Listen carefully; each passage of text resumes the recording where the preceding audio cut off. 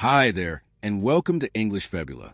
If you're learning English and love powerful stories, you're in the right place. This video is filled with inspiration and simple language to boost your English skills. Before we begin, don't forget to subscribe, like, and comment. Are you ready? Let's get started.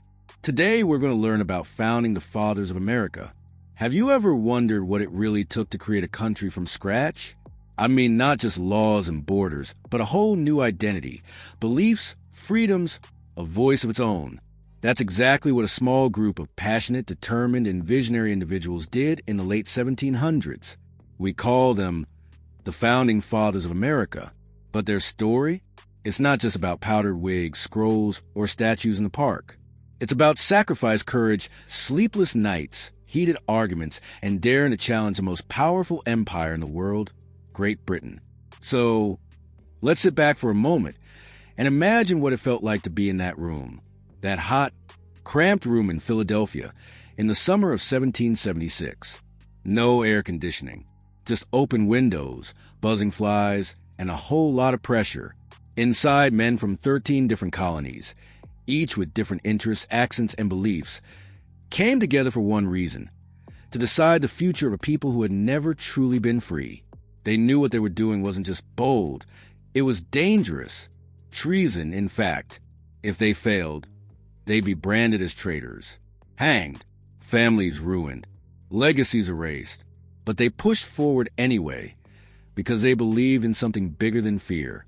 Now, we often throw the term Founding Fathers around, but who were they really? We think of names like George Washington, Thomas Jefferson, Benjamin Franklin, John Adams, James Madison, Alexander Hamilton, and sure, they're the headliners. But the truth is, there were dozens of others, some more famous than others. But each one played a unique role in shaping the foundation of the United States. Let's start with George Washington, a man who didn't really want power, but ended up becoming the symbol of American strength and dignity. He was tall, quiet, stoic, a natural leader.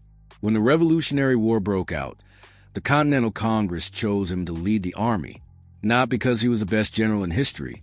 Honestly, he lost more battles than he won. But what made Washington special was his resilience, his ability to inspire, his refusal to give up even when all hope seemed lost. During the freezing winter at Valley Forge, his troops were starving, barefoot, and desperate. Many expected them to surrender, but Washington stayed with them, slept among them, gave them just enough hope to hang on. That's leadership. And when victory finally came, when the British surrendered and the war was over, everyone expected Washington to seize power. I mean, in most revolutions, that's what happens. The military leader becomes the king, right? But not Washington. Instead, he resigned. He gave the power back to the people. He walked away from command. Can you imagine that? That moment stunned the world. Even King George III reportedly said, if he does that, he'll be the greatest man in the world. And that's exactly what made Washington different. He didn't crave power. He craved freedom for everyone. Then there's Thomas Jefferson, the brilliant writer behind the Declaration of Independence. Jefferson had a way with words. He could take complex ideas and turn them into poetry that inspired people across generations. We hold these truths to be self-evident, that all men are created equal. You've heard that line before. But in 1776, those words were revolutionary, radical, even. Of course, Jefferson himself was complicated. He wrote about equality, yet owned slaves. He dreamed of liberty, but lived with contradictions. And that's something we need to acknowledge when we talk about the Founding Fathers. They weren't perfect. They were human, complex, flawed. But their ideas, their vision, changed the world. Now, let's talk about Benjamin Franklin, possibly the most interesting character of them all. Franklin was, well, a genius. Inventor, printer, diplomat, writer, scientist. He wore more hats than most of us could imagine. He discovered electricity, founded libraries, ran newspapers, played music, and still found time to charm the French into supporting the revolution. Without Franklin's diplomacy, it's very possible the colonies would have lost the war. He spent years in France, convincing them to join the fight. And let's be honest, Franklin had a way of winning people over. He was funny, wise, and incredibly persuasive. But above all, Franklin believed in self-improvement. He wasn't born into wealth. He worked hard, failed, got back up. He taught Americans that anyone could rise through knowledge, discipline, and grit. That spirit still runs deep in the country's DNA. And then there's John Adams, loud, stubborn, passionate, and absolutely essential to the revolution. Adams pushed hard for independence. He knew it was risky. He knew many weren't ready. But he also knew the window of opportunity wouldn't stay open forever. He worked tirelessly, debated fiercely, and stood firm when others wavered. Adams also defended British soldiers in court after the Boston Massacre. Not because he supported them, but because he believed in justice, even when it was unpopular. That takes guts. Later, he became the second president, right after Washington. His presidency wasn't smooth, but his integrity, unshakable. His wife, Abigail Adams, also deserves a moment here.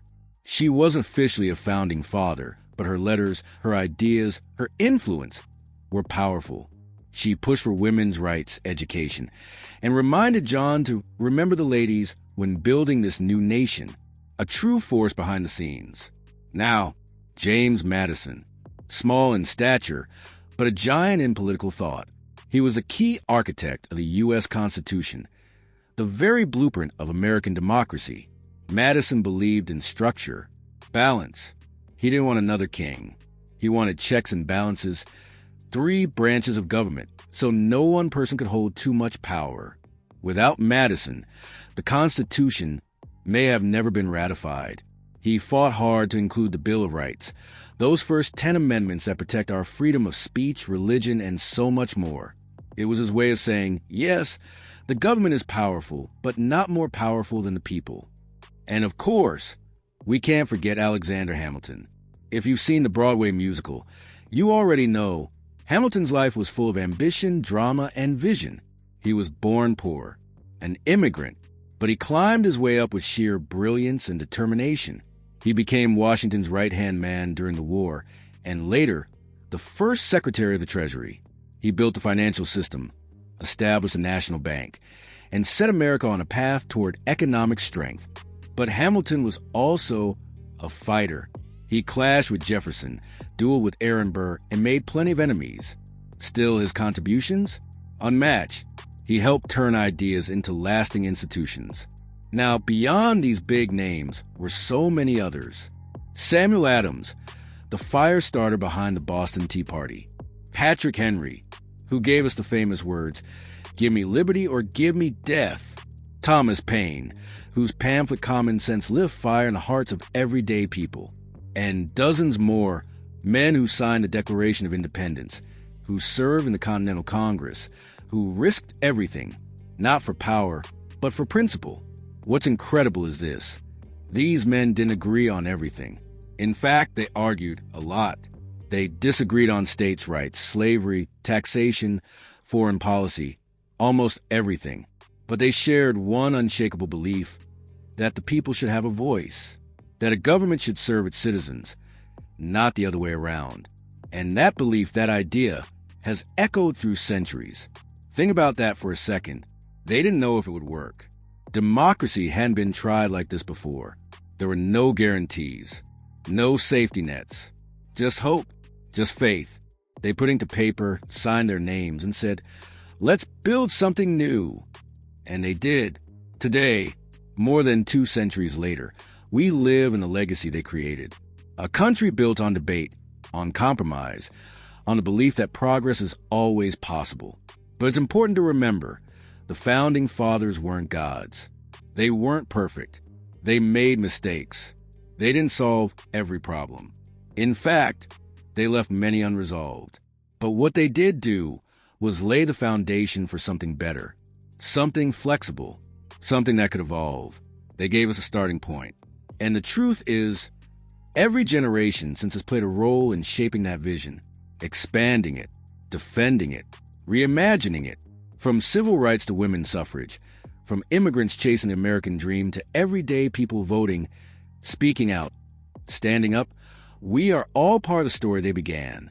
So when you hear the phrase Founding Fathers, don't just think of marble statues or history textbooks. Think of people, real people, with fears, flaws, and fire in their hearts. People who dare to dream of a world where freedom wasn't a privilege, but a right. And maybe, just maybe, that's the greatest lesson they ever left behind.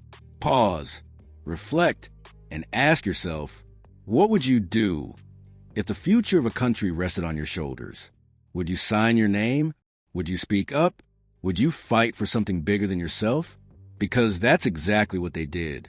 And thanks to them, the idea of America was born.